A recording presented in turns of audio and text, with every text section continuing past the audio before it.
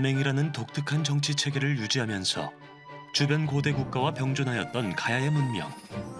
실증할 수 있는 독보적인 증거.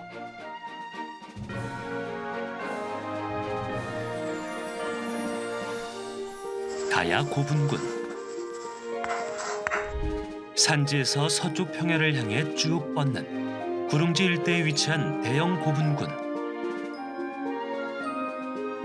지역만의 독특한 매장 문화와 가야에서 신라로 변화해가는 시기적 특성이 명확한 창녕 교동과 송현동 고분군입니다.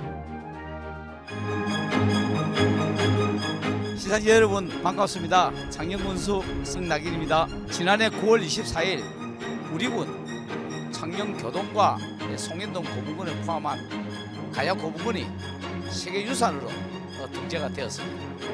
따라서 가야 고분군의 역사적 가치를 홍보하고 또 직접 세계유산을 방문하여 가야 고분군의 가치를 느꼈으면 하는 바람으로 오늘 탐방 프로그램을 기획하게 되었습니다. 헬로 페스티벌 해설에 있는 토크에 오늘 진행을 맡은 아나운서 김세진입니다. 자, 선선한 가을바람이 불어드는 오늘 제가 와 있는 바로 이곳은요. 창녕 비화가야 고분군인데요. 지난해 9월이었죠. 유네스코 세계유산으로 가야 고분군, 창녕 비화가야 고분군 중에는 교동과 송현동 고분군이 등재가 됐습니다. 1년 동안 전 세계의 가야 고분군을 알리려는 많은 노력들을 하다 보니까 벌써 세계 유네스코 등재된 지 1주년을 맞았습니다. 자, 그래서 오늘은요, 바로 이곳에서 1500년 전 가야의 숨결이 깃든 창녕 비화가야 고분군의 다양한 이야기들을 나누어 보려고 하는데요. 자, 그래서 오늘 도움 말씀 주실 특별한 분을 모셨습니다.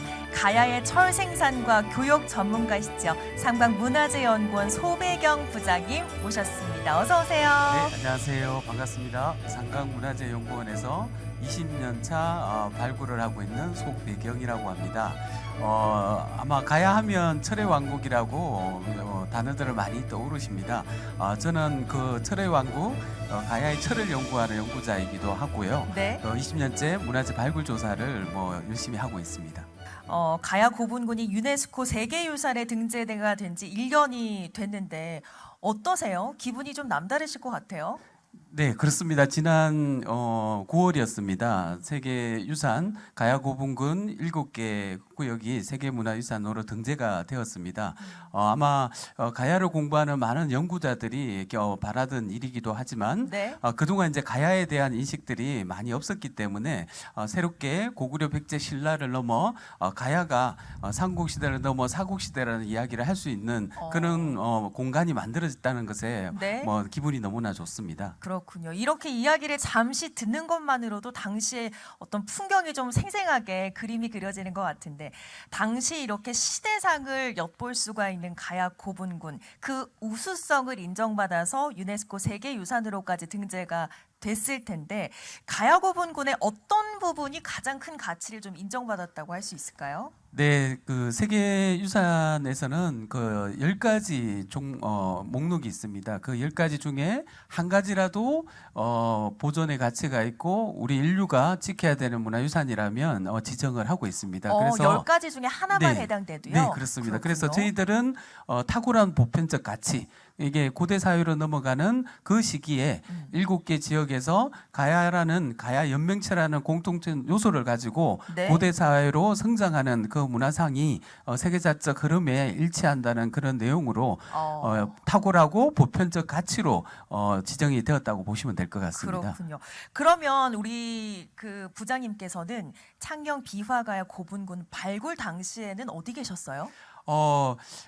사실은 가야 근역에서 여러 가지 발굴 조사를 하고 있습니다만은 세계유산 등재를 위해서 기간 우리 국가유산청과 각 지자체에서 학술적인 발굴 조사를 대대적으로 많이 진행을 했습니다. 네. 왜냐하면 세계문화유산에 등재하기 위해서는 이 고청 고분군을 어떻게 축조했는지 그런 토목 기술도 밝혀야 되고 네. 그러면 다른 가야와 비하 가야와 하만에 있는 아라 가야 그리고 이제 고령에 있는 대가야 네. 이렇게 합천에 있는 다라 뭐 이런 것들이 어떤 공통적인 분모 요소가 있고 또 차이는 뭔지 네. 뭐 이런 것들을 연구하기 위해서 발굴 진행 사업들이 많이 되었습니다. 네. 뭐 저는 뭐 그 당시에는 뭐 아라가야 쪽 발굴을 하고 있었습니다만은 여기 현재 무대가 설치되어 있는 이곳도 저희가 발굴 조사를 제 연구원에서 참여를 했었습니다. 그렇군요. 예, 뭐 그래서 몸은 실제- 아라가야에 있었다고 네. 하지만 사실 실질적으로 왔다 갔다 하면서 전체적인 이 발굴에 참여를 하셨다 이런 말씀이신 것 네, 같아요. 네, 그렇습니다. 그래서 비아가야의 현재 보이시는 이제 박물관 부지, 네. 이 박물관 부지를 확장하기 위해서 학술 발굴 조사를 진행했고 그곳이 곧 지금 행사가 진행되는 이곳입니다. 그래서 너무나 잘 정비되어 있어서 네. 참 보기가 좋습니다. 예. 그렇군요. 고분군 발굴 당시 뭐 기억이 좀 생생하게 나실 것 같은데 그 당시 분위기는 좀 어땠나요? 네. 사실은 여러분들이 잘 정비되어 있는 이제 고청 고분군 같은 경우에는 육안으로 잘 보이기 때문에 객관적으로 참 이쁩니다. 이쁘기도 네. 하고 아름답기도 하고 산책하기에도 너무나 좋은 공간들입니다. 그런데 여러분이 걷고 있는 그 봉토분 주변 들판에도 네. 땅 속에는 그 당시 비아가야 사람들의 무덤이 다 있다고 보시면 됩니다.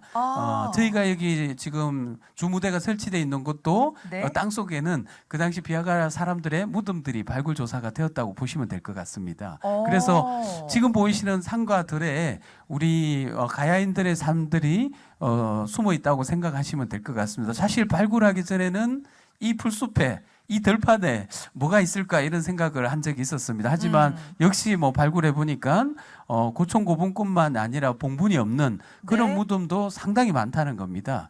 그래서 저희가 보고 있는 고총은 한 200여 기 정도밖에 되지 않는데 네. 실제 우리 발 밑에 적어도 1000여 기는 더 매장되어 있는 것으로 알려져 있습니다. 그렇군요. 어쨌든 우리가 지금 이곳을 밟고 있는 이곳도 역사적인 이 한 공간이다 이렇게 얘기를 하면서 오늘 이야기를 좀 나누고 있는데 그러면 지금도 혹시 발굴 중인 어떤 그 고분군이 있어요? 네, 작년에는 이제 교동과 송현동 고분군 외에도 고분군이 많이 있습니다. 그래서 아마 작년 분들은 많이 아실 것 같습니다.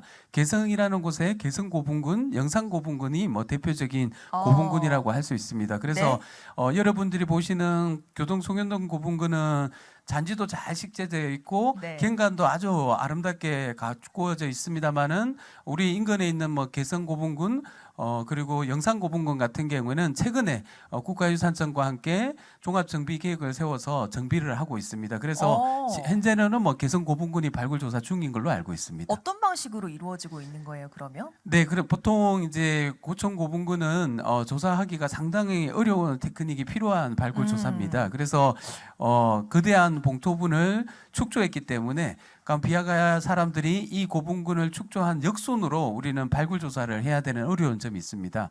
그런데 보통 비아가야 고분군의 매장 주체부가 이 봉토분을 제거해야만이 그 아래에 지하 공간에 무덤방을 만들고 시신과 부장품들을 매담하고 있는 겁니다. 그렇기 네. 때문에 축조된 고총 봉토분을 잘 해체 조사를 하고 아래 매장 주체부를 조사해야만이 우리가 박물관에서 접하는 토기라든지 그 철기 유물을 만날 수가 있는 겁니다. 그러니까 하나하나 처음부터 꼼꼼하게 이렇게 진행을 해야 되는 거네요. 네, 맞습니다. 그래서 시간과 비용이 많이 들 수밖에 없습니다. 그렇군요. 아마 이렇게 도굴되지 않은 완전한 고분군을 발굴하는 과정은 더욱더 신경이 좀 많이 쓸 것 같아요. 어떻습니까? 실제 우리가 보고 있는 봉토분은 일제강점기 때 대대적인 조사가 진행이 되었습니다. 그 당시 조사라는 것은 그들이 불순한 의도로 조사를 했기 때문에 도굴 수준의 발굴 조사가 진행이 되었다고 보시면 될 것 같습니다. 그래서 고동 송현동 고분군은 지속적으로 일제강점기 때 조사되었던 것을 재조사하기도 하고 실제 완벽하게 도굴되지 않는 고총 고분군을 조사하는 계기가 있었던 겁니다. 네. 그게 교동 63호분이라고 보시면 될 것 같습니다. 거기서는 그 당시 도굴이 안 되었다 보니까 다량의 토기와 함께 역시 뭐 건공품이 쏟아져 나왔다고 보시면 될 것 같습니다. 그렇군요. 거기에서 출자형 근간이 출토되었다고 생각하시면 될 것 같습니다. 그렇군요. 아까 앞서 말씀을 해주셨지만 이곳도 사실은 봉분이다 이런 말씀하셨는데 다른 봉분과는 다르게 평평한 모습이지 않습니까? 이유가 있어요? 네, 맞습니다. 실제 교동 송현동 고분군에 저희가 이제 경관을 지금 현재 볼 수 있는 것은 뭐 200기 정도밖에 되지 않습니다만은 실제 이제 일제 강점기 때 조사라든지 근현대 이제 발굴 조사를 통해서 밝히면서 이 고총이 적어도 한 300기의 봉토분이 잔존하고 있었다는 것을 저희들 학자들이 뭐 밝히기도 하고 이야기를 하고 있습니다. 하지만 안타깝게도 한 100여 기 정도는 훼손돼서 사라졌다고 보시면 될 것 같습니다. 그래서 이제 실제로는 더 많은 고총 고분군이 있었을 건데 네. 그 봉토분이 사라졌다 보니까 지금처럼 이런 아름다운 경관을 보여주고 있는 것이 아니라 지금 들판에 산속에 이렇게 우리 발밑에 있는 겁니다. 그런데 네. 여기는 조사를 하면 다 무덤이 나오는 겁니다. 그래서 적어도 1000여 기 정도의 매장이 되어 있는 것으로 생각을 하고 있습니다. 그렇군요. 자, 저는 사실 이렇게 유물 발굴하는 것 이런 얘기를 좀 나누다 보면 영화 하나가 떠오릅니다. 아마 많은 분들이 떠올리실 것 같은데 인디아나 존스가 가장 먼저 떠오르는 대표적인 영화가 아닌가 싶습니다. 물론 뭐 영화 속에서 보는 것 같이 똑같이 이루어지진 않겠죠. 과장된 부분이 워낙 많겠지만 유물 발굴하는 과정에서 겪게 되는 또 다양한 에피소드가 좀 있을 것 같습니다. 가장 기억에 남는 에피소드 있으신가요? 뭐 많이 있습니다만은 사실은 이제 이 문화재 발굴 조사라는 게 우리들에게는 이제 간접적으로 이제 낭만이 좀 있습니다. 근데 조사하는 입장에서는 아주 고된 일 중에 하나가 발굴 조사입니다.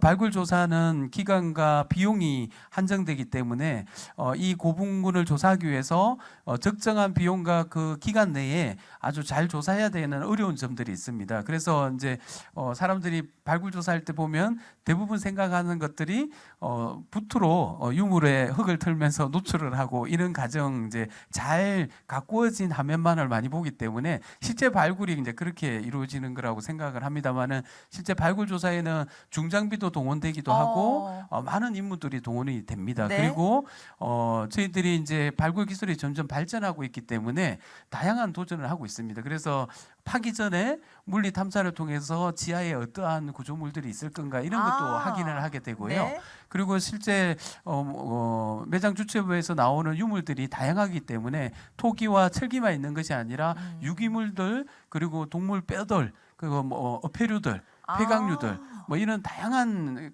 유물들이 나오기 때문에 그런 연구하는 분들의 협업이 반드시 필요한 작업입니다. 그래서 여러 분야의 사람들이 발굴조사팀과 자연과학 분석팀 그리고 식물 유기체를 분석하는 팀 이런 이제 여러 가지 협업이 필요한 종합적인 예술이라고 보실 수도 있을 것 같습니다. 종합적인 예술이다. 많은 협업이 필요하다. 이런 말씀.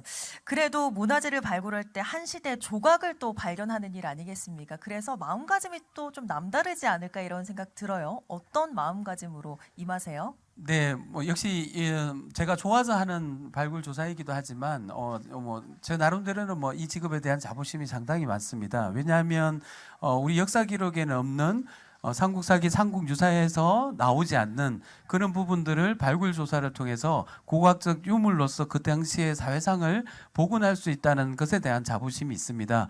아울러 실제 이제 발굴 조사를 하다 보면 뜻하지 않게 만나는 유물과 유구들이 상당히 많습니다. 그래서 저희가 처음 보는 유물을 만나기도 하고 처음 발견한 유구를 보기도 합니다. 네? 그렇기 때문에 이제 뭔가 새로운 것을 만난다는 것은 기쁨이기도 하지만 그것을 연구해서 밝혀내는 어려운 점이 항상 상충되기 때문에 즐겁기도 하지만 뭐 고통스러운 자극이기도 실제 합니다.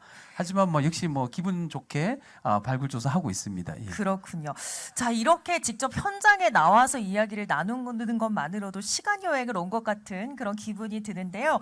자, 계속해서 교동 이지구에 대한 이야기도 좀 들어보고 싶은데 그에 앞서 이해를 돕는 영상을 저희가 준비를 했습니다. 교동 이지구에 대한 이야기 영상으로 준비를 했는데요. 화면으로 함께 만나보시죠. 네, 이지구에서 출토되고 있는 유물들은 아까 말씀드린 대로 다양한 규모의 무덤들이 확인되는 만큼 다양한 유물들이 확인되고 있습니다. 특히 지배층의 위세를 나타낼 수 있는 위세품이라고 해서 목걸이라든지 귀걸이, 장신구, 그리고 큰 칼 등의 무기류 등이 확인되는 반면에 작은 고분군들도 위치해 있기 때문에 일상생활에서 사용하는 토기라든지 농공류 등도 확인되고 있는 특징을 가지고 있습니다. 우선은 고분군의 지구를 나눌 때는 분리된 지리적인 특징을 가지고 군집 양상을 로 이제 지구를 나누고 있습니다. 1지구와 2지구는 공통적으로 초대형 고분군이 중심이 되고 있고 중소형 고분군들이 그 주위를 둘러싸고 있는데요. 차이점이라고 한다면 2지구는 조금 더 소형 분들이 많이 위치하고 있기 때문에 낮은 신분들의 사람들의 무덤들도 확인되는 것이 조금 다른 차이점이라고 할 수 있겠습니다. 교동 2지구의 역사적으로 중요한 점을 말씀드리자면 비아가야에 다양한 계층의 사람들이 매장되어 있는 만큼 그 문화를 다양하게 확인할 수 있다는 것이 아주 중요한 포인트라고 할 수 있겠는데요. 특히 2지구는 창녕박물관 바로 옆에 위치하고 있기 때문에 박물관이 옆에 있다는 것은 고분군도 볼 수 있고 고분군에서 출토된 유물들도 바로 확인할 수 있기 때문에 아주 좋은 장점을 가지고 있습니다. 특히 박물관 건너에 있는 자료를 본다면 고분을 재현해 놓은 자료가 있기 때문에 아주 다양한 정보들을 제공할 수 있다는 장점도 가지고 있습니다. 앞서 이야기를 저희가 잠깐 했지만 교동 1지구보다 2지구가 더 먼저 조성된 것으로 추정된다 이런 말씀 해주셨거든요. 시기가 언제 정도인가요? 네, 뭐 앞에 모니터에서도 우리 김미영 학예사님께서 설명을 잘 해주셨는데요. 이 지구가 이제 5세기 중엽에 교동 고분군이 축조되기 시작하는 지구가 되겠습니다. 그래서 1호부터 4호까지는 동아대학교 박물관에서 오래전에 발굴 조사를 진행했었고요. 이 지구에서 가장 큰 고총이라고 하면 10호분입니다. 박물관 바로 뒤쪽에 있는 10호분이 되겠습니다. 그 네. 10호분은 일제강점기 시대 조사가 진행이 되었습니다. 그 당시에 조사라는 것이 여러분들도 잘 아시는 것처럼 도굴 수준의 발굴 조사였기 때문에 이 고분군에 대한 향후에 재조사의 필요성은 반드시 필요합니다. 하지만 이 지구에서 가장 큰 고총을 뽑으라고 하면 네? 10호분이 되겠습니다. 그렇군요. 일제 강점기에 발굴이 됐다 이런 말씀해 주셨는데 아마 도굴 비슷한 조사가 진행됐다라고 했기 때문에 약탈당한 유물도 좀 있지 않을까 이런 생각 드는데 어떻습니까? 상당히 많습니다. 그리고 저희가 이제 그 약탈단 유물이 얼마 정도 되느냐 이런 걸 네. 이제 알기 위해서 그 당시에 일본인 학자들이 조사하면서 남겼던 출장 복명서라는 게 있습니다. 네. 그 출장 복명서에 보면 기차 2량 정도의 분량을 싣고 그리고 이제 마차 한 20량 정도의 그 유물을 싣고 갔다는 기록이 있습니다. 그래서 네. 적어도 그 당시에 화물 기차의 2량 정도는 싣고 가지 않았냐 이렇게 볼 수가 있습니다. 실제로는 더 많았을 것이라고 추정하고 있습니다. 다시 돌아온 유물도 있나요? 네, 역시 노력을 통해서 한일 관계가 개선이 되고 그 과정에서 일부는 장령으로 돌아온 유물들이 있습니다. 그렇군요. 하지만 대다수 유물들이 그때 어디로 갔는지 추적 조사 네. 안 되고 있는 것들은 사실이라고 할 수 있겠습니다. 그렇군요. 앞서 근데 또 얘기를 해주셨습니다. 일제에 의해서 미흡하게 조사가 됐기 때문에 현장 조사를 재개해야 된다는 목소리가 있다. 필요성이 있다. 어떤 의미인가요? 네, 사실 여러분이 지금 탐방객들이 걷고 있는 1지구의 7호분이 대표적인 저희 손으로 재발굴 조사를 한 분이 되겠습니다. 그 7호분과 1지구의 7호분과 2지구의 10호분이 가장 잘 알려져 있는 이유는 뭐냐면 규모가 가장 크기 때문에 일제강점기 시대 때 일본인들이 가장 먼저 손을 댄 겁니다. 가장 눈에 띄기 때문에 가장 많은 유물이 있을 것으로 추정됐기 때문일까요? 그렇죠. 그래서 규모도 상당히 크기 때문에 그래서 이제 도굴을 해갔고 그 과정에서 이제 많은 유물들이 일본으로 건너간 것도 있지만 저희 중앙박물관에도 남아 있는 유물들이 있는 겁니다. 그런데 그 당시에 일본인 학자들이 기록이 다 꼼꼼히 남겨져 있다면 그걸 통해서 다시 이제 복원해낼 수 있겠지만 네. 사실 거기 불순한 의도로 조사를 했기 때문에 그런 것들을 다시 재발굴 조사를 7호분을 진행을 했었습니다. 7호분을 이제 조사를 해보니까 너무 상당한 정보를 획득할 수 있었던 겁니다. 가장 대표적인 것으로는 이 거대한 8m 높이의 봉투분을 어떻게 축조했을까? 네. 그래서 이제 저희 손으로 직접 발굴을 하게 되었고 정말 뛰어난 토목 기술로 복원한 것을 확인할 수가 있었습니다. 그리고 매장 주체부 조사에서도 유의미한 자료들을 많이 확보할 수 있었습니다. 그래서 이 매장 주체부가 비아가야만의 특징을 가지고 있는 수혈식의 석각인데 네. 뭐 행구식의 석각인지 수혈식의 석각인지 이런 것들이 역시 학자들은 논쟁의 의문점이었습니다. 그러면 비화가야 고분군에서 나오는 이 유물들 다른 가야 고분군이랑 좀 두드러지게 다른가요? 어떤가요? 같은 점도 있지만 다른 점도 있고 이런 겁니다.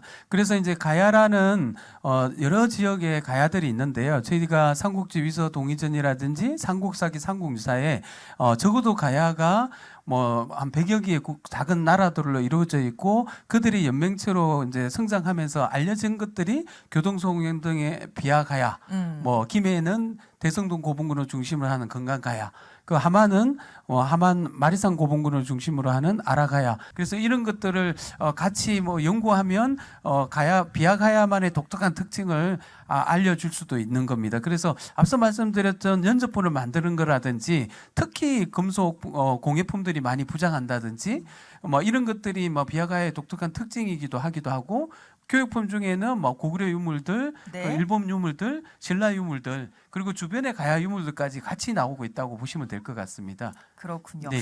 자, 이렇게 말씀을 들으니까 현장 속 이야기가 더욱더 궁금해지는데 지금 우리 장지현 리포터가요. 교동 2지구 10호분 앞에 나가 있다고 해서 현장 소식을 함께 들어보도록 하겠습니다. 자, 현장 소식 전해주시죠. 우리 장지현 리포터 나와주십시오. 네, 안녕하세요. 창녕 비화가야 고분군 교동 2지구 10호분 앞에 나와 있는 장지연입니다. 이 창녕 박물관 옆으로 나 있는 고즈넉한 산책길을 따라 올라오다 보니까요. 정말 웅장하게 솟은 이렇게 고분을 만나보실 수가 있는데요. 이 고분이 정말 우리 가야의 위상을 그대로 보여주는 그런 곳이 아닌가 싶습니다. 또 주변을 둘러싼 초목과 또 울창한 나무들이 어우러져서 마치 시간이 멈춘 듯한 그런 분위기를 자아내는 곳이라고 할 수 있겠는데요. 이곳에도 오늘 정말 많은 분들이 가을의 정취를 느끼면서 탐방을 하고 계십니다. 몇 분 모셔서 잠깐 이야기 나눠보도록 하겠습니다. 안녕하세요. 네, 어디서 오신 누구신지 소개 부탁드립니다. 네, 창원에서 온 진선입니다. 네, 자 그러면 우리 어머니는 오늘 어떻게 이곳에 오시게 되셨는지 궁금해요. 예, 이 좋은 가을날 어디 친구들하고 뭐 좋은 데 가려고 계획을 세우고 찾다 보니까 창원 홈페이지에서 창녕에서 고분을 탐방하는 게 있어가지고 이렇게 친구들하고 참석하게 되었습니다. 네, 자 그러면 이렇게 직접 와 보시니까 이 고분이랑 또 창녕이랑 느낌이 어떠신지도 궁금해요. 이게 이 앞길을 몇 번 지나갔는데 이렇게 처음 직접 이 탐방을 해보니까 너무 이 고분들이 옹기종기 너무 예쁘게 잘 자리 잡고 있는 것 같아요. 네, 그러시군요. 자 그러면 오늘 탐방을 통해서 혹시나 새롭게 알게 된 사실 같은 게 있으신가요? 저는 이 가야가 뭐 아라가야, 금강가야, 소가야 뭐 이런 것만 알고 있었는데 비하가야라는 것은 오늘 처음 알았어요. 네, 자 정말 그래서 우리 어머니께도 굉장히 역사적인 시간이 되지 않을까 싶습니다. 남은 고분군도 둘러보셔야 되니까요. 오늘 열심히 재밌게 탐방하시길 바랄게요. 왔는데 좋은 멋진 날을 보낸 것 같습니다. 네, 고맙습니다. 네. 고맙습니다. 자 이렇게 해서 고분을 둘러보니까 기분도 좋으시고 또 비화가야라는 말을 처음 알게 되셨다라는 말씀 전해주셨습니다. 또 한 분 모셔보도록 하겠습니다. 안녕하세요. 자 이번에는 정말 아름다운 모녀가 오셨습니다. 소개 부탁드립니다. 창원 진해구에서 온 김세봄입니다. 네, 우리 학생은요? 권소희입니다. 네, 자 이렇게 모녀분이 오셨는데 오늘 어떻게 오셨는지 뭔가 이유가 있으실 것 같아요. 이번에 세계유산 등재 1주년 기념 행사를 한다는 이제 안내 문자를 받고 이번 기회에 딸하고 이게 문화에 대해서도 알 수 있는 좋은 기회가 될 것 같아서 같이 참여하게 되었습니다. 네, 정말 역사적으로도 참 의미가 있는 곳이지 않나 싶은데요. 그러면 우리 친구는 이곳에 와서 어떤 걸 좀 알아가고 싶은지도 궁금합니다. 그 비화 가야에는 어떤 왕들이 살았는지 어떤 삶을 살았는지가 궁금해요. 네, 자 정말 이렇게 책으로 보는 것보다 눈으로 직접 보는 게 정말 산 공부가 아닌가 싶어요. 자 그러면 남은 시간 우리 어머니와 친구 재밌게 즐겁게 탐방하시길 바라겠습니다. 고맙습니다. 네, 고맙습니다. 자, 이렇게 지금 제가 나와 있는 이 시포는요, 가야의 지배층이 사용했던 무덤으로 발굴 과정에서 정말 다양한 유물들이 발견이 되어서 역사적으로도 더 빛나는 가치가 있는 곳이라고 합니다. 봉분의 형태와 또 남아있는 구조는 당시의 장례 문화를 생생하게 볼 수 있기도 하고요. 지금도 그 모습이 잘 보존이 되어 있습니다. 이곳에서 느껴지는 웅장함과 고요함은 가야의 숨결을 간직한 역사를 느끼기에 충분한 곳인 것 같은데요. 지금까지 현장의 분위기를 전해드리면서 교동 이지구 10호분 앞에서 소식 전해드린 장지연이었습니다.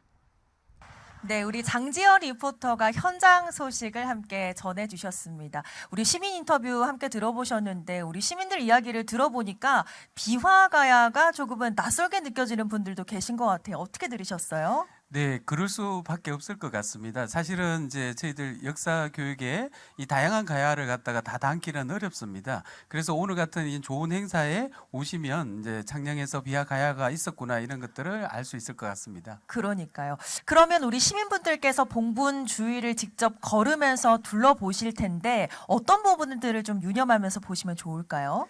실제 고총 고분군을 거닐 때는 뭐 아름다운 봉토 부분밖에 볼 수가 없습니다. 그렇죠. 근데 이제 워낙 거대하게 만들어졌기 때문에 그 위용을 즐기시는 게 뭐 첫 번째 탐방하시는 좋은 점이고, 그런데 이제 창녕에는 이 교동 고분군만 있는 것이 아니라 이 코스에 보면 저수지가 함께 끼고 돌고 돼 있습니다. 네. 이 속에도 문화유산이 상당히 많이 있습니다. 그래서 이제 저수지 주변에 종묘 사직이라는 사직단도 있고, 그리고 저수지 주변에 뭐 향교라든지 이런 것들이 다 있기 때문에 뭐 여러 가지 문화유산을 즐기면서 거닐 수 있는 좋은 것이라고 생각이 됩니다. 그렇군요. 자, 헬로 페스티벌 해설이 있는 토크. 자, 오늘은 창녕 비화가야 고분군에서 여러분들과 함께하고 있습니다. 교동 일지구에 대한 이야기도 점차 궁금해지는데 영상으로 먼저 만나보면 좋을 것 같습니다. 영상 함께 만나보시죠. 교동 일지구 고분군에는 초대형 고분인 7호분이 있는데 그 7호분을 중심으로 중소형 고분이 둘러싸고 있으며 무덤 형식은 앞트기식 돌방 무덤이며 행구식 석실분이라고 합니다. 앞트기식 돌방 무덤은 세면을 돌로 쌓고 앞이 트여져 있는 그런 무덤을 말합니다. 출토된 유물은 일제강점기 때 1918년도에 일본에서 고족 조사를 할 때 유물을 발굴했는데 700여 점의 유물이 나왔습니다. 그 중에서 도쿄박물관에 소장이 되어 있으며 197개는 국립중앙박물관에 소장이 되어 있습니다. 그리고 어떤 유물이 출토되었느냐 하면은 마구류, 그다음에 토기류, 장신구, 귀걸이 등이 출토가 되었습니다. 7호분 안에는 배수로가 되어 있었는데 그 배수로는 많은 인력이 투입이 되고 피장자가 물에 교란이 되지 않게끔 배수로를 만들었던 것을 보면은 부와 권력을 상징할 수 있는 것입니다. 비화가야 사람들의 권력이나 장례 문화를 알아볼 수 있는 과정을 볼 수가 있습니다. 자, 우리 권영욱 해설사께서 교동 일지구에 대한 이야기 함께 나눠주셨습니다. 이어서 더 깊은 이야기 나눠보도록 하겠습니다. 자, 교동 일지구의 특징을 좀 말씀해 주셨는데 제가 가장 듣기로는 배수로 얘기를 하셨던 것 같아요. 어떤 겁니까? 네, 실제로 이제 그 일지구 7호분 발굴 조사 과정에서 이 봉토분을 해체 조사하는 과정에서 매장 주체부에 이제 가까워질수록 석조물로 짜여져 있는 돌 무더기들이 분할된 상태로 그러니까 방사장의 형태로 이렇게 노출이 되는 겁니다. 아마 이런 것들이 연구자들은 이제 당시 축조할 때 네. 비가 오거나 계속해서 한 몇 개월에 걸쳐서 이 봉토분을 만들어야 되기 때문에, 그리고 이후에 봉토가 축조되고 나면 침출수가 생겨서 이 봉토분이 붕괴되기를 방지하기 위해서 다양한 장치를 해놓은 것이 아니냐 이렇게 보는 시각이 있습니다. 그것과 함께 거대한 봉토분을 쌓기 위해서 일종의 이제 밑에 기초를 튼튼하게 만들어야 되는 겁니다. 그래서 흙으로만 쌓으면 붕괴될 위험이 많지만 돌이라는 것을 같이 들어가게 되면 네. 흙을 잡아주는 역할을 합니다. 그래서 장력이 작용하기 때문에 토목공학적으로도 안정감 있게 지하 기초부를 만들 수가 있는 겁니다. 그래서 이 거대한 고총을 만들기 위한 기초 수술을 튼튼히 했다 이렇게 보실 수 있을 것 같습니다. 그렇군요. 이렇게 많은 기술들이 포함이 됐기 때문에 1500년 전 역사를 저희가 지금 이렇게 생생히 좀 볼 수 있는 게 아닌가 싶은데 7호분 가장 큰 규모의 어떤 봉분이다 이런 말씀해 주셨습니다. 큰 규모 중에 하나라면 발굴을 할 때 더 많은 좀 신경이 쓰일 것 같아요. 특히나 거기 유물이 많지 않습니까? 네, 맞습니다. 그 7호분은 실제 이제 그 숲이 우거진 곳에 미방치되어 있었기 때문에 이제 벌목 작업을 진행을 하고 노출했을 때 맞닥뜨려지는 모습이 흔히 산입니다. 실제 뭐 직경이 60m, 높이가 13m 이렇게 알려져 있었기 때문에 어마어마한 규모였습니다. 네. 더 재미있는 것은 그 정상부에 전망이 너무 좋기 때문에 한국지적공사에서 삼각 기준점을 박아 놓은 거예요. 그래서 이제 이분들이 이제 고총 고분근이라고 알고 박았는지는 모르겠습니다만은 왜냐하면 주변에 청량하기 위해서 높은 곳을 찾다 보니까 거기가 너무 좋은 거죠. 그러면 네. 고분이 아니라 산인 줄 알고 있었다. 이렇게 저희가 봐야 되는 네, 건가요? 아마도 그렇게 생각하고 박아나간 거 아닌가 싶습니다. 그래서 저희가 놀라웠던 것은 고분군 정상부에 기준 청량점이 박혀 있던 것에 놀라운 점이 있고 네. 실제로 이 고분군은 일제강점기 시대 도굴이 되었습니다. 그래서 도굴이 된 걸 생각을 하고 유물이 많지 않을 거다 이렇게 생각을 하시는데 실제로 일제강점기 시대 도굴구둥이만 있는 것이 아니라 1970년대 병 조각 그러니까 이제 무슨 음료병인데 유통기한이 적혀 있는 거죠. 그러니까 이게 1970년대 건 겁니다. 왜 발견이 된 건가요? 실제로 이제 한국의 근대에 한국 사람들이 도굴을 또 하는 겁니다. 그래서 그때는 이제 산속에 있다 보니까 그래서 이제 도굴이 일제강점기 시대만 이루어진 것이 아니라 근대에도 이루어지고 지금 이제 복원 정비되기 전에는 상당히 많은 가야 고분군들이 도굴이 되었다고 보시면 될 것 같습니다. 그렇군요. 그러면 당시에 또 저희가 발굴을 하면서 만났던 유물들 중에는 값비싼 유물들이 굉장히 많았을 것 같은데 상태는 좀 괜찮았나요? 어땠습니까? 네, 상태가 좋게 출토되는 뭐 금관도 출토가 된 바 있고 마구 장식들 중에서도 뭐 상당히 상태가 좋은 것들이 많이 있습니다. 아울러서 뭐 독특한 뭐 철기 유물도 많이 있기 때문에 박물관에 가시면 다양한 무기류와 농공구 그리고 금속 장신구들 이런 것들을 만날 수가 있습니다. 그렇군요. 그럼 당시에 발견된 유물들은 잘 보관이 되고 있습니까? 어떻습니까? 네, 맞습니다. 창녕에서는 창녕박물관이 가야박물관으로서 주도적인 역할을 하고 있고 창녕박물관에 가시면 지금까지의 50여 차례 진행된 발굴조사의 유물들이 대부분 전시되고 있고 보관되고 있고 관리되고 있다고 보시면 될 것 같습니다. 그렇군요. 그럼 저희가 창녕박물관을 직접 관람을 할 때 어떤 것을 좀 염두에 두고 봐야 될까요? 네, 창녕박물관을 가장 먼저 가셔가지고 여기 비아가야 사람들은 어떻게 살았는지를 기본적인 이해를 할 수 있는 시간별 시간차를 두고 잘 전시를 해놨습니다. 그래서 아마 창녕박물관을 꼭 가보시라고 말씀드리고 싶고 창녕박물관을 보시고 교동 1지구, 교동 2지구 고분군들을 보시면 이해도가 더 높아지고 있고 그리고 야외 전시관이라든지 노출 전시관이 만들어져 있습니다. 그래서 반드시 야외 탐방을 하실 때는 노출 전시관이나 야외 전시관을 꼭 보시라 이렇게 말씀드리고 싶습니다. 그렇군요. 이렇게 박물관을 방문할 때는 저희는 뭐 아기와 갈 때가 많지 않습니까? 어떤 것들을 좀 중점적으로 설명을 해주면 우리 아이들에게 쏙쏙 귀에 들어올까요? 사실 아이들에게는 이 박물관에 오시면 우리 부모님들 마음이야 다양한 정보들을 우리 아이들에게 많이 주입시켜 주고 싶지만 실제로 아이들의 관심은 그런 게 아니거든요. 그래서 아이들에게는 이 거대한 고총 이런 것들이 있다. 그리고 이런 금관이 나왔다. 뭐 이런 큰 토기 유물이 있다. 이런 철기 유물이 있다. 이런 이제 큰 중요하도를 가지는 유물들에 대한 이제 포인트만 짚어주시고 차라리 보고 즐기고 느끼고 교동고분군을 뛰어놀게 해주시는 게 좋지 않겠나. 그래야만이 박물관을 가깝게 두지. 엄마하고 아빠하고 박물관 갔는데 엄마 아빠가 너무 공부를 많이 시켜. 이러면 이제 박물관 오기가 싫은 겁니다. 그리고 박물관에서 다양한 프로그램을 운영하고 있기 때문에 그 프로그램에 참여하셔서 녹아내리시면 더욱더 쉽고 재밌게 아이들이 체험할 수 있다는 것을 말씀드리고 싶습니다. 그래서 반드시 탐방을 할 때 박물관에 가시기 전에는 장룡박물관 홈페이지라든지 이런 것에 가서 정보를 얻고 그래서 어떤 행사를 하는지 어떤 참여 코너가 있는지 이런 것들을 확인하고 가셔서 거기에 참여하시면 좋겠다 이렇게 말씀을 드리고 싶습니다. 그렇군요. 박물관에 방문하기 전에는 미리 홈페이지에서 좀 팁들을 챙겨보자 이런 말씀해 주셨는데 저희가 교동 일지구에 대한 이야기를 하고 있잖아요. 그럼 저희가 교동 일지구에 대해서 더 많은 분들께 전 세계에 잘 알리는 게 중요할 텐데 이런 행사뿐만 아니라 어떤 게 있으면 더 좋겠다 이런 생각들 평소에 좀 많이 하실 것 같아요. 어떠신가요?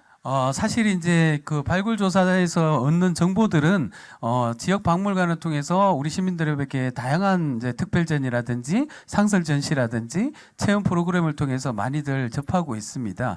그래서 이런 것들이 아마 창녕 군민들 같은 경우에는 좀 잘 알지만 오늘 여기 행사에 참여하신 분들이 경남 지역 곳곳에 뭐 창원에서 오신 분들, 김해에서 오신 분들, 네, 정말 많으시더라고요. 네, 많은 분들이 계셨습니다. 그래서 이런 분들이 쉽게 접할 수 있는 그러기 위해서는 이제 세계유산 등재된 세계 가야고분군의 종합적인 통합관리단이 반드시 필요하다고 생각합니다. 그래서 등재된 지 1주년이 되어도 통합관리단이 아직 출범을 못하고 있는 겁니다. 어쨌든 이것들을 홍보하고 보존관리를 잘하기 위해서는 통합관리단이 빠르게 출범하는 것이 가장 중요하다 이렇게 말씀드릴 수 있고 그 통합관리단을 중심으로 해서 네. 세계의 문화유산들이 어떻게 관리되고 있고 그러면 우리는 가야고분군을 어떻게 홍보를 해야 되겠다 이런 행사들을 만들어내고 그것은 또 지역사회와 같이 호흡하고 그리고 다양한 관광사업들을 어떤 프로그램을 개발할 건가 이런 것들을 일목요연하게 네. 종합추진단에서 같이 관리되고 통제되고 이래야만이 적극적인 홍보가 될 것 같습니다. 그래서 가야고분군 등재 1주년을 맞아서 하루 빨리 통합관리단이 빨리 출범하는 것이 가장 중요하다 이렇게 말씀드리고 싶습니다. 통합적으로 관리하는 게 가장 중요하겠다 이런 말씀 중요한 부분 지적을 해주셨습니다. 자 그러면 일지구 봉분 대부분이 7호분과 같은 특징을 지니고 있다고 보면 될까요? 어떻습니까? 7호분을 아마 거닐고 계시는 탐방객분들께서는 가장 큰 고분군 주변으로 위성 고분군이 배치가 되어 있는 것을 볼 수가 있습니다. 네. 그런데 이제 1지구의 7호분 주변에는 독특한 무덤이 남아 있는 겁니다. 12호분에는 적성복각분, 우리가 보는 이제 적성복각분이라고 하는 것은 신라의 대표적인 이제 고청 고분군인 겁니다. 네. 그런데 느닷없이 비가가야의 고분군에 들어와 있는 거예요. 그 인골이 나왔기 때문에 이 인골을 통해서 이번 여성분이라는 것을 알려져 있습니다. 그래서 네. 왜 신라의 적성복각분에 신라인이 잠들어 있을까 이런 의문을 가지기도 합니다. 그래서 그것과 함께 그 당시 동아시아의 가장 장제 중에 유행하던 장제가 형열식 석실분. 네. 그러니까 이제 우리가 무룡왕릉을 생각하시면 됩니다. 백제에 그런 무룡왕릉의 묻은 구조가 일지구에서 확인이 되고 있기 때문에 비아가야의 형구식 석실분 돌방 무덤도 있지만 신라의 무덤, 스타일의 무덤도 함께 있다는 것. 그래서 다양한 묘제가 함께 호흡하고 있다는 것은 역시 비아가야인들이 다양한 교육을 통해서 여러 타국가들과 교류했다는 증거 자료가 될 수 있다고 생각을 합니다. 그렇군요. 그 창녕 비화가야 고분군 특히나 교동과 송현동 고분군은 신라와 깊은 관계가 있는 것으로 알려져 있지 않습니까? 그 거리 때문에 앞서도 말씀을 해주셨지만 비화가야식이 신라와 교류 관계 어느 정도였다라고 저희가 볼 수 있을까요?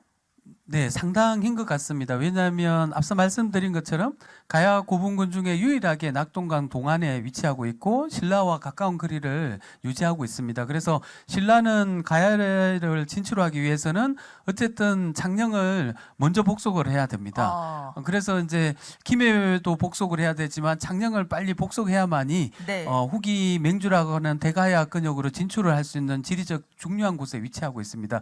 그러다 보니까 이런 시기부터 신라 사람들은 비아가야 사람들하고 친하게 지내고 싶었던 겁니다. 그래서 다양한 물건들을 비아가야에 팔기도 하고 네. 비아가야 물건을 사기도 하고 그러다 보니까 이제 신라하고 비아가야 창녕 사람들은 아주 오래전부터 친하게 지냈고 그 친하게 되는 곳에는 이제 목적이 있는 거죠, 반드시. 네. 그래서 이제 나중에는 신라가 이제 국력이 강해지면서 서진 정책을 통해서 가야를 복속하는 전쟁을 일으키게 됩니다.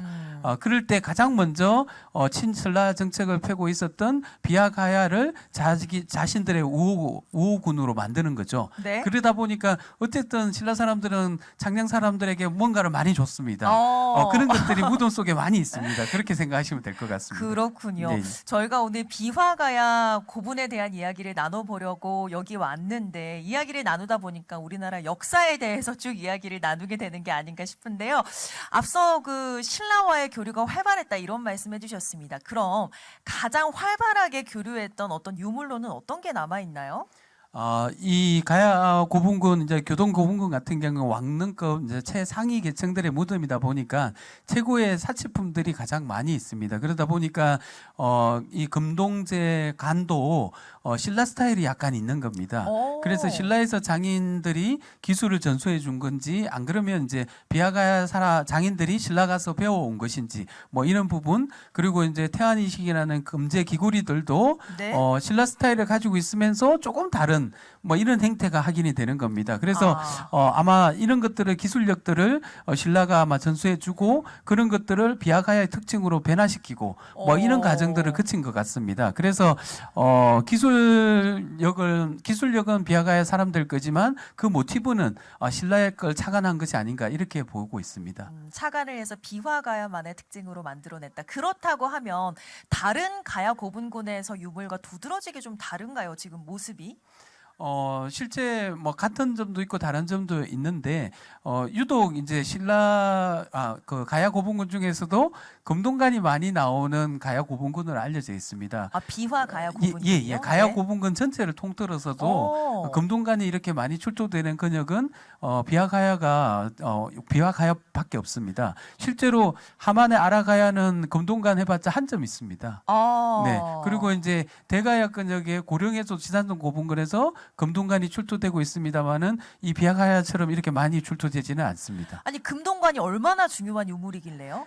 이 금동관은 쉽게 왕이 이제 쓰는 유물이지 않습니까? 그렇죠? 네? 그러다 보니까 이제 금동관이 있다는 것은 그 위세 그 당시에 최고 상위층 그 최고의 권력자들이 할 수 있는 유물이잖아요. 네? 근데 유독 비하가야가 많다는 겁니다.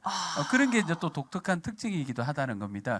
발굴 조사가 많이 되고 적게 되고의 차이도 있겠지만 어쨌든 비하가야는 다른 가야에 비해서 금동관이 많다. 이게 좀 독특하다 이렇게 말씀드릴 수 있을 것 같습니다. 그렇군요. 이런 이야기를 들으니까 그 현장이 또 한번 궁금해지는데 지금 장지연 리포터가요. 교동 2지구 67호분 앞에 나가 있다고 합니다. 현장 연결해서 자세한 이야기 들어보겠습니다. 장지연 리포터 나와주십시오. 네, 안녕하세요. 이번에는 장소를 옮겨서 다시 인사를 드립니다. 이곳은요, 창녕 비화가야 고분군 교동 2지구 67호분 앞에 나와 있는데요. 이곳은요, 정말 이 무덤의 내부 구조를 한눈에 볼 수 있기도 하고요. 교동 1지구 내에서 가장 큰 봉분인 7호분을 상하로 절단해서 또 모형 반봉분을 만들어 놓아서 두 양식의 무덤을 함께 볼 수 있어서 교육적으로도 그 가치가 더욱더 큰 곳이라고 할 수 있겠습니다. 이 고분의 단면을 통해서 당시 비화가야 사람들의 장례 방식 그리고 매장 방식, 무덤 내부 모습들을 함께 볼 수가 있는데요. 내부를 들여다보면요. 목각의 형태와 또 돌을 쌓아 올린 형식이 그대로 드러나 있어서 옛날 사람들의 장례 문화와 또 그런 구조적 특징을 함께 생생하게 느낄 수가 있습니다. 제가 이곳에 나와서 있으니까요. 마치 제가 고고학자가 된 것처럼 뭔가 역사의 한가운데 들어있는 그런 느낌이 나는데요. 이곳을 탐방하신 분들도 함께 이야기 나눠보도록 하겠습니다. 한번 모시겠습니다. 어서 오세요. 네, 안녕하세요. 어디서 오신 누구신지 소개 부탁드립니다. 네, 마산에서 온 한정식입니다. 네, 안녕하세요. 자, 오늘 이곳에 어떻게 오시게 되셨는지 궁금해요. 제가 이런 것을 참 이렇게 탐방하는 걸 좋아해가지고 이렇게 다닙니다. 예. 자, 그러면 이곳 창녕 고분군에 와보니까 어떠신지도 궁금해요. 너무 좋죠. 예, 조상님들이 너무나 잘해놨고 지혜롭고 너무 좋아요. 맞습니다. 자, 우리 어머님의 말씀처럼 옛 조상님들의 지혜를 우리가 한눈에 볼 수 있어서 더욱더 의미 깊은 곳이 아닌가 싶습니다. 어머님 그럼 남은 탐방 재밌게 하시고 돌아가세요. 고맙습니다. 네. 자, 정말 우리 어머님의 말씀처럼 옛 조상의 지혜를 느낄 수 있는 그런 곳이 바로 이 창녕에 있는 고분군이 아닌가 싶습니다. 자, 다른 분 한 분 모시고 또 인터뷰 나눠보도록 하겠습니다. 어서 오세요. 안녕하세요. 안녕하세요. 자, 어디서 오신 누구신지 소개 부탁드립니다. 마산에서 5학년 황지원입니다. 네, 5학년 학생 그리고 아버님은요? 예, 마산에서 온 지원이 아빠 황성민입니다. 네, 어서 오세요. 이번에는 이렇게 부자를 모셨습니다. 자, 우리 친구는 오늘 그럼 어떻게 오게 됐을까요? 엄마 아빠도 걷기를 좋아하고 저희도 좋아해서 엄마 아빠 한번 따라와 봤어요. 네, 그리고 와보니까 걷기만 하는 게 아니라 이렇게 고분군도 함께 둘러볼 수가 있었을 텐데요. 이 고분군들 보니까 어땠는지도 궁금해요. 사회 시간에 배운 것처럼 네. 고분 무덤이 있는 고분군에 네. 와 보니까 정말 생생하고 재밌었어요. 정말 이 학교 교과서에서 배우는 거를 눈으로 보니까 정말 생생했다라는 얘기를 전해줬는데요. 뒤쪽에 보면은 이렇게 절단면도 볼 수 있는데 이런 부분들은 어떤 느낌인지도 궁금해요. 이런 것도 학교에서 배워서 이렇게 실제로 보는 건 처음인데 정말 신기하고 놀랐어요. 자, 그러면 우리 친구가 진짜 학교에서 배웠던 걸 눈으로 보니까 정말 뭔가 생생한 느낌이 왔다라고 하는데 아버님은 어떠신지도 궁금합니다. 네, 저희도 근처에라고 사는데 여기 창녕은 처음 와봤거든요. 이 근처에 이런 부분들이 있다는 게 정말 신기하고 옛날에도 이런 부분이 있구나라고 해서 좀 새로운 경험을 하고 있는 것 같아요, 지금. 네. 맞습니다. 정말 이 역사적인 장소는요, 옛날의 역사를 그대로 담고 있어서 우리 자라나는 미래에게도 정말 역사적 가치뿐만 아니라 교육적 효과가 있는 곳이 아닌가 싶습니다. 자, 함께 해주셔서 고맙습니다. 네, 고맙습니다. 자, 아까 우리 친구와 제가 잠깐 사전에 이야기를 나눴었는데요. 우리 친구가 이런 말을 해줬어요. 겉에서 봤을 때는 엄청 크고 웅장했는데 무덤 내부를 보니까 작아서 그게 너무 신기하다 이런 얘기를 하더라고요. 정말 우리 친구들에게는 이런 작은 하나하나도 새롭게 와닿는 그런 역사적인 장소가 아닌가 싶습니다. 저 또한 역시 오늘 역사 공부 제대로 하고 갈 수 있는 그런 계기가 된 것 같습니다. 자, 그럼 지금까지 교동 이지구 67호분에서 소식 전해드린 장지연이었습니다. 네, 고맙습니다. 현장 소식 함께 만나보고 왔습니다. 자, 오늘 창녕 비화가야 고분군을 통해서 우리가 몰랐던 역사 속 이야기들 함께 나눠봤는데 함께 하신 소감 어떠신가요? 네, 뭐 아주 기분 좋습니다. 뭐 가야를 연구하는 연구자로서 이렇게 시민분들이 다양한 지역에서 오셔가지고 가야 고분군을 즐길 수 있는 그런 시간이어서 너무나 보기 좋고 앞으로도 이런 행사들이 많았으면 좋겠습니다. 네, 오늘 이 시간을 통해서 우리의 문화유산을 더 깊이 이해하고 그 가치를 알리는 것이 얼마나 중요한지 다시 한번 느낄 수가 있었는데요. 오늘 소중한 말씀 남겨주셔서 진심으로 고맙습니다. 네, 고맙습니다. 네, 고맙습니다. 삼강문화재연구원 소배경 연구원과 함께했습니다. 자, 그럼 이것으로 해설이 있는 토크 여러분 모두 마치도록 하겠습니다. 함께해 주신 여러분 고맙습니다.